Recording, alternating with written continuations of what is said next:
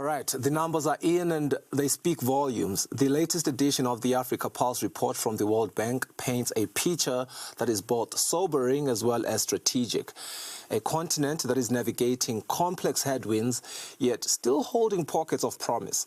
Now, to help us unpack the data, interpret the trends, as well as challenge the assumptions, we are joined by the World Bank's lead economist for the Office of the Chief Economist for Africa, Mr. Cesar Calderon. Let's dive straight into what the numbers tell us and what they don't. Mr. Cesar, I understand you're in Washington. Good morning on your end. Thank you for joining us on the program this Monday afternoon. We're in Africa, so it is good afternoon from your end to us. Let's start maybe with the growth with context. I want us to begin with the top line figure because this is where confidence either builds or it breaks. So according to the Africa Pulse report, what is the projected GDP growth rate for sub-Saharan Africa in 2025? And when we hold that number up against recent years, is this a rebound, a plateau, or a cause for concern? Good morning. Well, good afternoon, Cifiso. Thanks again for the invitation. Let me put it this way. Growth in sub-Saharan Africa hit a bottom in 2023 with a rate of around 2.1%.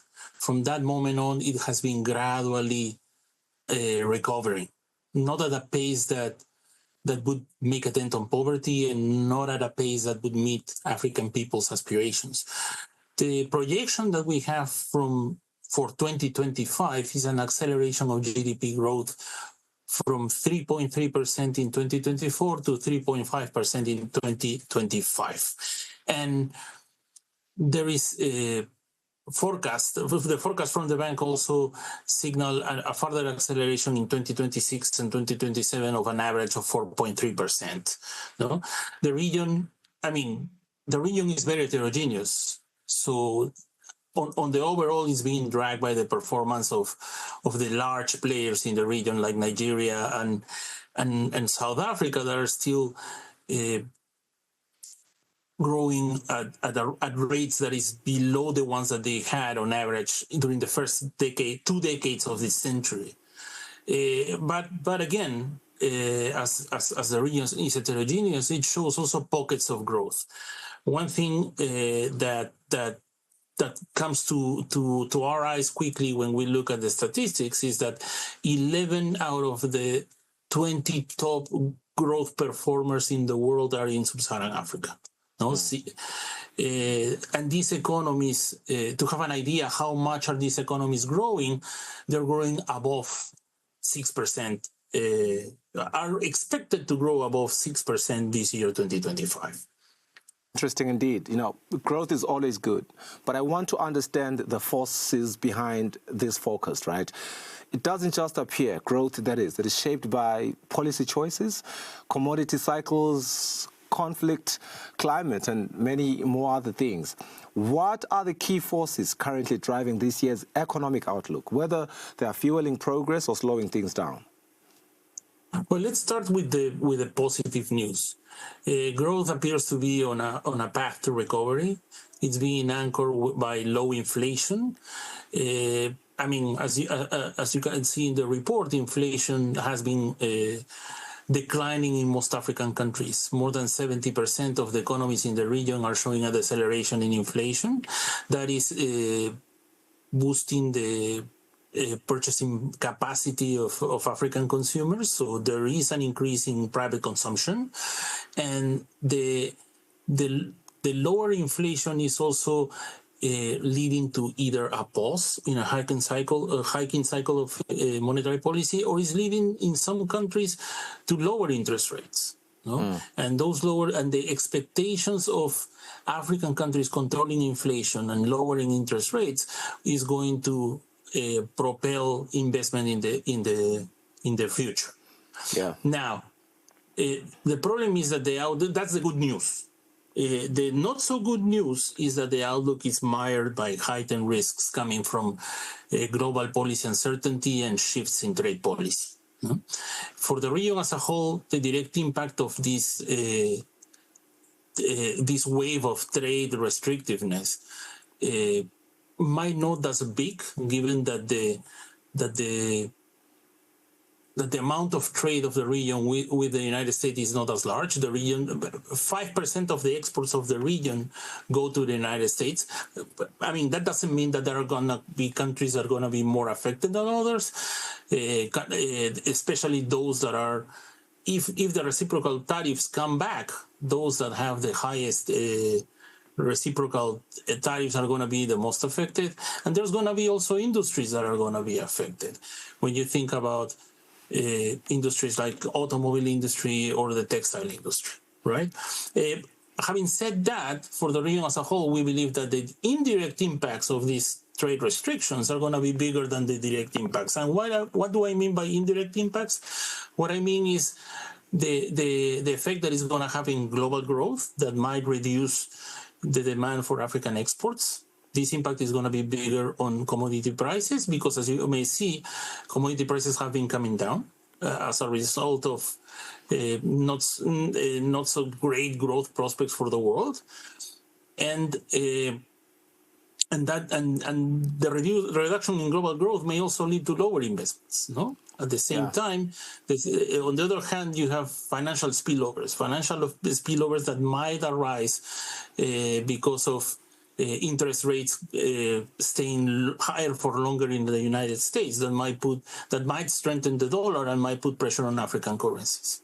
It's interesting. You know, I have the report here opened on my device here, and I love how it is, bookmarked, improving governance and delivering for people in Africa. But it raises the question around fiscal strategy in a volatile world.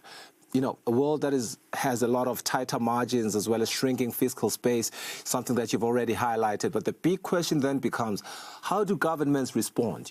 What does the report suggest about how fiscal policies can be re-engineered to not only manage risk, but actually position countries for stronger resilience? Yeah, I mean that's a key question, to be honest. Policymakers might, both on the monetary side and on the fiscal side, may have to do this balancing act of trying to address risks, but at the same time trying to think about putting the foundations for sustained growth in the future. On the fiscal side, if you look at the report, governments have been consolidating fiscally. The primary deficit, which is basically trying to net revenues with non-interest expenditures, is basically is getting closer to that equilibrium, to that balance. No, we expect that the primary deficit of 0.3% of GDP in 2025, and maybe a surplus in 2027, right? However, the drag is interest payments. Interest payments are still very high in the region. For the region as a whole, we're thinking about 3.4% of GDP in interest payments for 2025 to 2027. And that means that policymakers are making very painful decisions. So where do I allocate the money? Do I allocate it to pay interest, or do I allocate it to pay in development? And if you think about it, 20 out of the 48 countries in sub-Saharan Africa have interest payments that have been larger to the spending that they do on health and education combined. So what do they need to do? On the taxation side, they have to improve domestic revenue mobilization. They may have to, one way to do that is improve tax administration, tax collection, and tax compliance. What does that mean? You can use technology to try to reduce evasion and compliance by doing e-filing, platforms for electronic payments, registries of taxpayers so you can identify them. Then what I meant by tax collection is those taxes that you're supposed to collect, do them efficiently. Think about personal income taxes, think about property taxes, right? The property tax collection in many countries in the region is negligible. And on the expenditure side, you have to improve spending efficiency. You have to think about budget planning. You have to put emphasis on transparency, giving information to the population so they can engage what the government is doing. When it comes to debt, transparency is also the heart of debt management. No? The government should try to provide information, to report information on loans, on terms and conditions of those loans, and try to announce, disclose to the public borrowing plans and what are the contingent liabilities, so the population can have an idea of the state of the public sector. You know what? I'll stop here for now. Yeah, I did highlight, that its book ended on improving governance and delivering for people in Africa. And if we're going to speak about delivering for people in Africa, when I skimmed through the report, because it's quite a comprehensive report, I did receive it about a week ago, but it's a lot of information in there. One of the key words that I searched for was inflation, rightfully so. And the first inflation word that pops up is under the executive summary, and it reads as inflation cools down and converges to targets, and of course global and domestic financial conditions remain accommodative.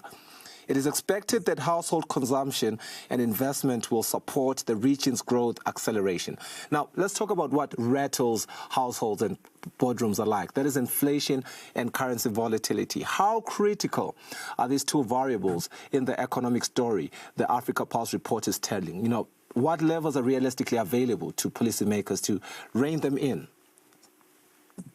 No, I mean, I think you hit the nail on this, right? I mean, if you look at the surge in inflation that African economies went through in 2022 and parts of 2023, and then the disinflation process, it's driven by two things. One is the decline in food prices, no, and that to some extent was achieved thanks to several things, no, from external factors like easing of supply chains, reduction in commodity prices. If you look at international prices of food, they have been protractedly coming down since the peaks in the end of 2022, in the beginnings of 2023, and also the decline in energy prices, because energy prices affect transportation of goods, right? That's one thing. On the other thing, you have currencies. No, I mean, you have a lot of movement in currencies in 2024, but they have been in 2025 so far. Currencies have remained stable. In some cases, it has strengthened, and that may have to do a little bit with the slight improvement in growth prospects. Yeah. No, but it's critical. It's critical for the central bank to try to keep inflation's expectations well anchored. Yeah. Eswatini, part of Africa, yes, a very small economy, a developing one at that. As we spotlight it right now, I do want to ask, let's take this lens. Given the broader regional trends, what are the most pressing fiscal challenges that the country faces in sustaining, first and foremost, economic momentum into 2025? I mean, if I look at the macro poverty outlooks that the World Bank produces, Eswatini has grown around 5%. It's expected to grow around 5% in 2025. Part of that has to do with public and private investments in a series of large projects, especially water projects, right? But again, as you said, Eswatini is a small economy, but growth has been, to some extent, broad-based. It has been pushed by services. You have growth in finance, information and communications and technology, and transportation, as well as wholesale and retail trade. Mining and quarrying is expected to continue expanding. So there are some positive growth prospects for the economy. On the fiscal side, the fiscal deficit is around 3.5% for 2025 is expected. It might expand a little bit more in 2026 to 4.5%. Part of the increase in the fiscal deficit in 2025 might be attributed to a problem of a fall in SACU transfers. To what extent SACU transfers are going to be affected by the tariffs? who knows? And on the other hand, is you have also an expansion because of public investments. So hopefully those public investments are going to generate revenues in the future, so you can pay off that investment and also try to exert better control over current spending, no, particularly the wage bill. All right. Mr. Cesar Calderon, the lead economist for the Office of the Chief Economist for Africa at the World Bank. Thank you so much for your time. Hope that you enjoy the rest of your day there in Washington. And thank you so much for your insights. This has been Market View, our Enterprise Watch segment. We'll go for a net break and we'll be back shortly.